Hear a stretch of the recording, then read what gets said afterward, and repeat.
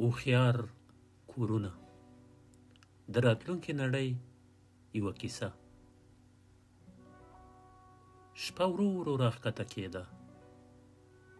جلال آباد نه ډېر لرې د هسکې مینې په ولسوالۍ کې د غرونو په لمنه کې یو خیالي ماڼۍ ولاړه وه. دا ماڼۍ عادي نه وه، نه یې دروازې ته ساتونکي ولاړ وو او نه یې د څراغ سویچ د لاس په لټه کې و. دا هوښیاره ماڼۍ وه، یو کور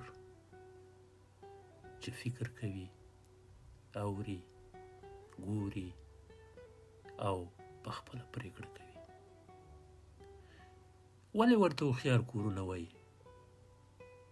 ځکه دا کورونه یوازې د خښتو او سیمټو جوړښت نه دی.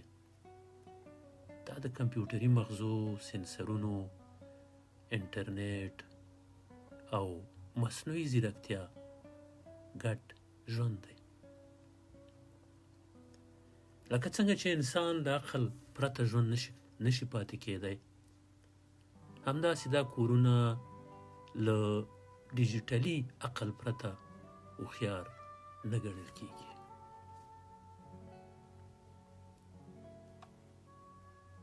زما د خوب کیسه پیلېږي. عبدالله یو افغان ځوان د اوږدې کډوالۍ وروسته لومړی ځل دې ماڼۍ ته ورننوت. لا یې پښه د دروازې مخې ته نه وه ایښې چې دروازه په خپله خلاصه شوه. یو نرم غږ واورېدل شو: ښه راغلې عبدالله. د خونې تودوخه 2 درجې ته برابره شوه. عبدالله حیران شو. دا جادو نه و، دا د کنټرول سیستم و.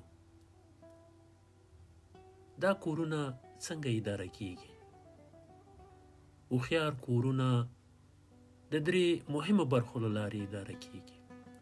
لومړی، سنسرونه د سترګو، غوږونو او پوستکي سره کار کوي. تودوخه، لوګی، رڼا، حرکت او حتی د انسان احساسات لکه غوسه یا ستړیا درکوي.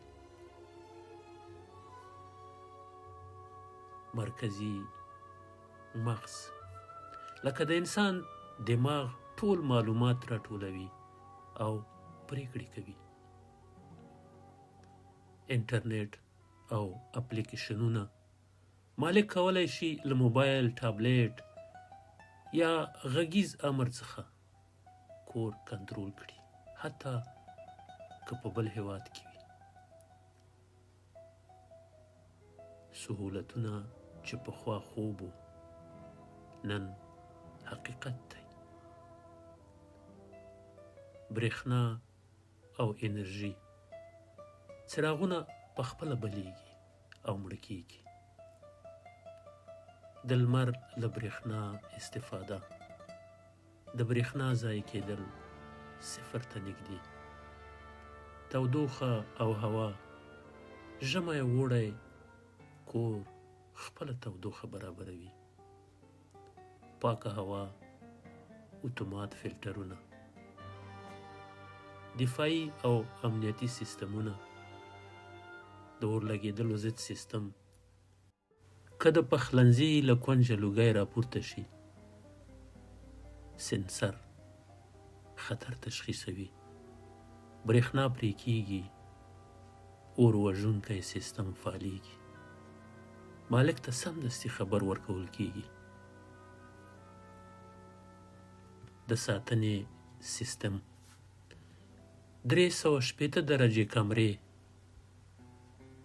د څیرې پیژندنه، که ناشنا څوک ورننوځي دروازې قلفیږي. پولیسو یا امنیتي ادارو ته اتومات خبر ورکول کیږي. یو افغان فکر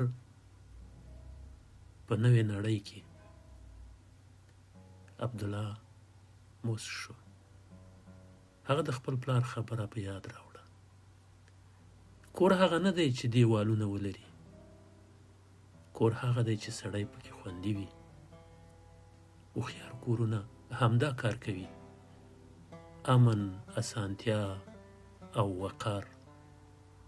هوښیار کورونه یوازې د شتمنو عیش نه دی، دا د راتلونکي اړتیا ده.